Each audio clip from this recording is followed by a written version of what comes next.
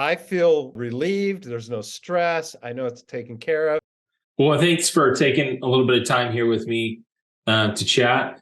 As I mentioned in a couple of emails I sent out to different pastors we're serving, I'm trying to figure out how we can help a few more pastors. I'd love to help 5 more by Easter if I can. Part of that is talking to the pastors we currently serve and seeing how things are going there and seeing what are some great ways they're utilizing their assistance. Are there any roadblocks that can help them overcome? We want to make sure that we're providing a great service. So would love to get some of that. And that's why I'm recording. Cause if you say something great, I can use it on a landing page or something. And, there's a lot of authority that comes when you have Andy VomSteeg on the camera. Just a regular guy at a little church here. Marissa has been working with you for how long now? Do you remember? Wow. I'm not even sure. I think it's been about 6 months.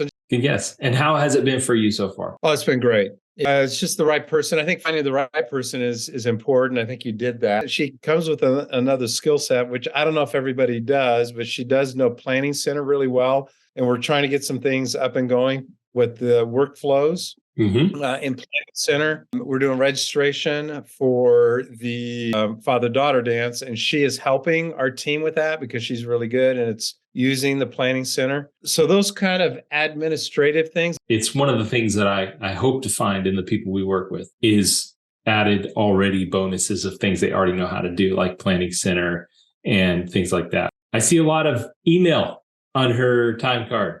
A lot of email. She's in your email. She's organizing things. Tell me about that. 100%. Yeah, well, we all get hit with everything, especially in the past world, and somebody's trying to sell you something, and everybody has a need. But categorizing the emails and then responding and knowing, I think we're still even figuring it out a little bit, but we've come a long ways.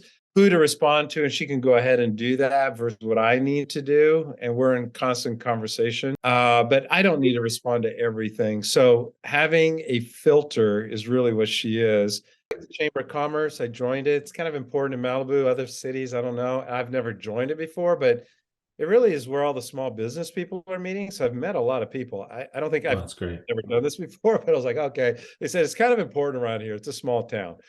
So anyway, that comes in once or twice a month on where they're meeting and so forth. And she's like, do you want to go to this? I said, yes. I've joined the chamber.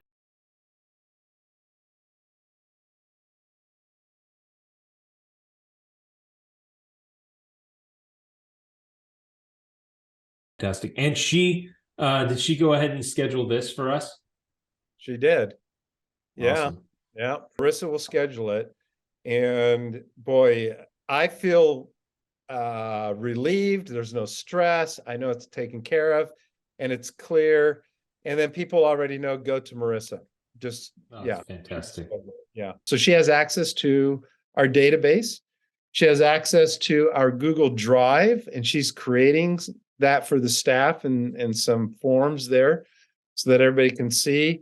And she has full access to my emails and everything that I have. She has full access to my life. I'm an open book here. So any email, any information that's coming through, she sees it and can control it actually, and change the categories and files on the emails on where to put things. So she's setting all that up as well. So yeah, I'm trying to think what else we've given her. She really has access to everything everybody on staff has.